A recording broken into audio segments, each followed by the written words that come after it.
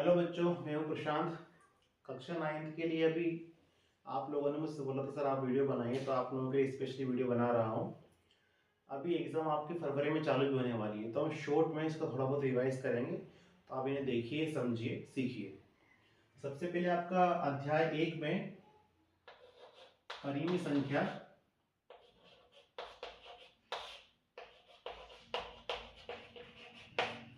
और अपरिमेय संख्या, दो चीज के बारे में आपका टॉपिक, मुख्यतः पहला टॉपिक यही है। तो पहले हम परिमेय संख्या क्या होती है इसके बारे में हम लोग देख लेते हैं। एक संख्या ले लेते हैं P अपॉन Q या P बटे Q। अलग अलग राइटर अलग अलग चीज लिखते हैं। आप x अपॉन वाई भी ले सकते हैं। ऊपर वाला रहता है आपका अंश, इसे आप अंश बोलते हैं। नीचे वाला आपका रहता है हर। अगर किसी संख्या को p बटे q या x बटे y के रूप में आप लिख देते हैं तो वो आपकी परिमेय संख्या कहलाती है।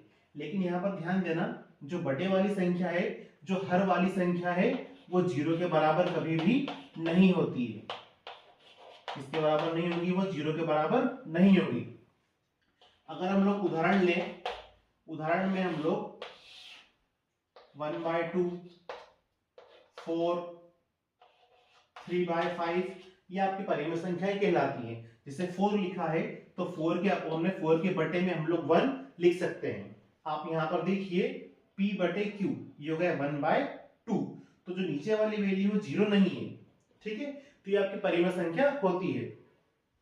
इसमें बस आपको यही ध्यान रखना है कि p बटे q टाइप की संख्या परिमेय संख्या कहलाती है, और इसमें नीचे वाली संख्या जो हर वाली संख्या होती है 0 के बराबर नहीं होती है।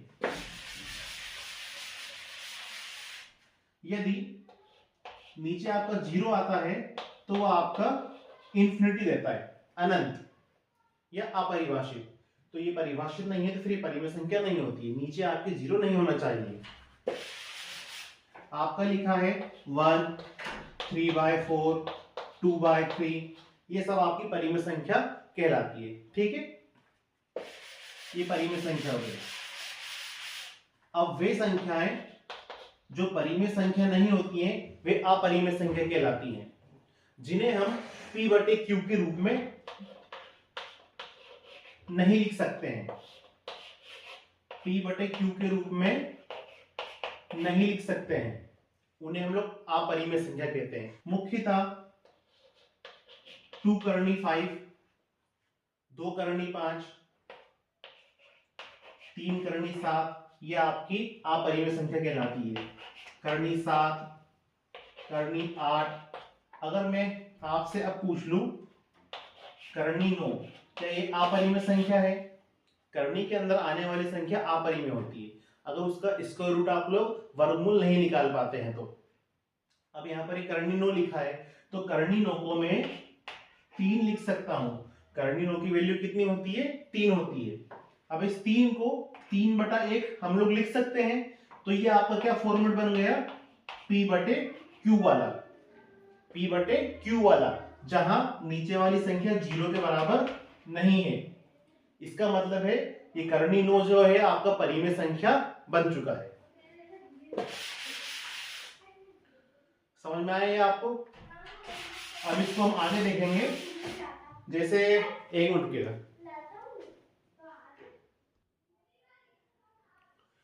तो हम लोग अपरिमेय संख्या के बारे में बात कर रहे थे। अपरिमेय संख्या मैंने आपको बताई है। कुछ एग्जांपल लेते हैं, जैसे √16, √19, करनी के अंदर 100, करनी के अंदर 196 या 0.101010 ये आता जा रहा है, ठीक है। 1010 आता जा रहा है। ये नंबर 6 ले लिया हमने, 0.23। अब इसमें आप कमेंट करके बताइए कौन सा परिमेय संख्या है, कौन सा परिमेय संख्या नहीं है। ये आपको बता भी चुका हूं पहले, तो आप उसके आधार पर मुझे कमेंट में बताइए। कुछ अगर इसमें प्रॉब्लम आती है तो कमेंट में आप बता दीजिए, मैं आपको उसको सोल्यूशन भी दे दूंगा, ठीक है। एक समझ लीजिएगा फिर नॉर्मल सा, ये करनी 16 है। करनी के अंदर आने वाली संख्या अपरिमेय होती है, लेकिन उसका अगर वर्गमूल निकल जाता है तो परिमेय बन जाती है। अब करनी 16 को हम लोग 4 लिख सकते हैं।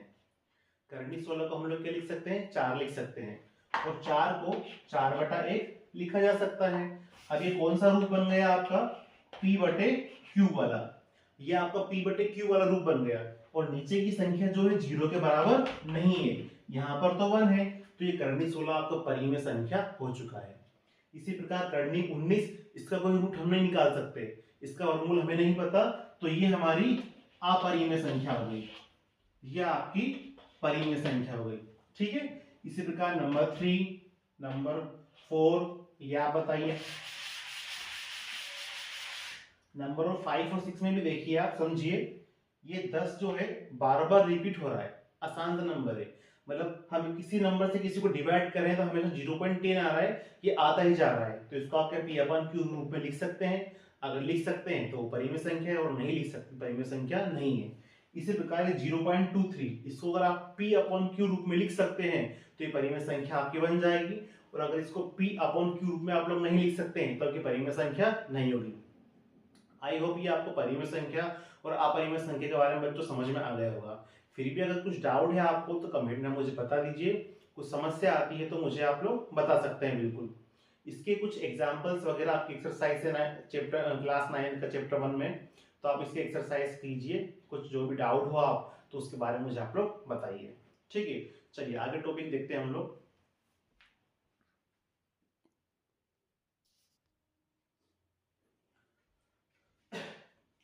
एक आपको सवाल आता है, कोई से 2 नंबर दे दिए जाते हैं, उसमें बोलता है कि इन नंबरों के बीच कितनी परिमेय संख्याएं हैं, 6 परिमेय संख्याएं ज्ञात करो। हम एक एग्जांपल ले लेते हैं। जैसे एग्जांपल ले लीजिए, 3 व 4 के मध्य 6 परिमेय संख्या ज्ञात करो। इस टाइप का प्रश्न आपको जनरली एग्जाम में देखने को मिलता है, तो ये मैं आपको इंपॉर्टेंट चीज बता रहा हूं बच्चों, तो आप इन्हें जरूर नोट अवश्य करें। ठीक है, इस क्वेश्चन को देखिएगा। प्रश्न में क्या बोला है? 3 व 4 के बीच 6 परिमेय संख्या ज्ञात करो। अभी देखिएगा इसको हल को। ये लिखा मैंने 3, ये लिखा मैंने 4। कितनी संख्याएं निकालनी है इनके बीच मुझे? 6। ये पहली संख्या, दूसरी संख्या, तीसरी संख्या, चौथी संख्या, पांचवी संख्या, ये छठी संख्या। प्रश्न में बोला 3 और 4 के बीच 6 संख्या ज्ञात करो, तो मैंने 6 संख्या यहाँ पर इनका रेश बना दिया। यहाँ मुझे 6 संख्या निकालनी है। इसकी छोटी सी ट्रिक है आपकी बुक में, उसके अकॉर्डिंगली हम करेंगे। इसने क्या बोला है आपसे? 6 परिमेय संख्या निकालने का।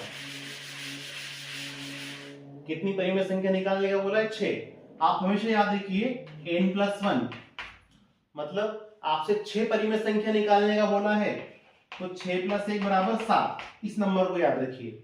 आपसे अगर 5 परिमेय संख्या निकालने का बोले तो 5 + 1 6, उसको याद रखिए। तो यहाँ पर 6 परिमेय संख्या निकालने का बोला है, तो 6 + 1 कितना होता है? 7। 7 से गुणा और भाग कीजिए। देखिएगा, 7 से गुणा कीजिए, 7 के 21 बटे में 7। अभी यहां पर ऊपर कुछ नहीं है, भाग दे दीजिए। ऊपर भी लिखूंगा मैं, ये 7 लिखा, ये 7 लिखा, ये 7 लिखा, इनके नीचे मैंने क्या लिख दिया? 7। लेकिन यहां पर लिखा है 4, ऊपर गुणा करना है आपको, गुणा करा और डिवाइड करा हमने। ठीक है, ये समझ में आया। अब आपको कुछ भी नहीं करना है, सिर्फ गिनती लिखनी है। ध्यान दीजिएगा, ये 21/7 है और ये आपका 28/7 है। 21 के बाद क्या आता है? 22, 23, 24, 25, 26, 27 और बटे में 7 आपके चल ही रहे हैं सभी में। समझ में आया? हमने क्या करा? 7 से ऊपर गुणा करा, 7 से नीचे करा, डिवाइड करा, तो ये हो गए 7 के 21, 7 चौक 28, सबके बटे में आ गए 7 आपके यहाँ पर। ठीक है, 21 के बाद क्या आएगा?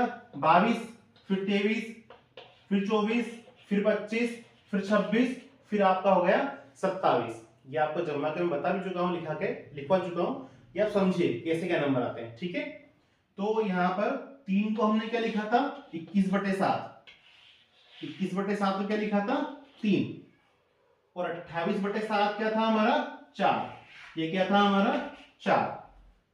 हमने इसको सोल्व करा तो 3 और 4 के बीच कौन कौन सी संख्या आ गई, यहां लिख देंगे हम 3 व 4 के मध्य आने वाली परिमेय संख्याएं क्या हो जाएगी आपकी, ये हो गई 22/7, 23/7, 24/7, 25/7, 26/7, 27/7।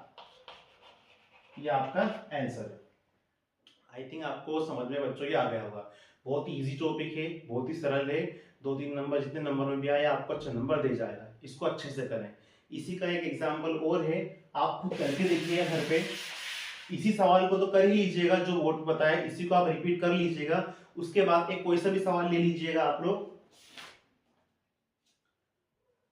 आप ले लीजिएगा एक, ये क्वेश्चन है आपका होमवर्क है, 1 व 2 के मध्य 5 परिमेय संख्या ज्ञात करो। ठीक है, इसको आप लोग होमवर्क के रूप में कीजिएगा, आप लोग इजीली कर लेंगे। ये हमारा टॉपिक यहीं खत्म होता है। अब अगला टॉपिक हम लोग नेक्स्ट लेसन में देखेंगे, नेक्स्ट वीडियो में आपको बताता हूँ। ठीक है, तब तक के लिए शुक्रिया, थैंक यू बच्चों।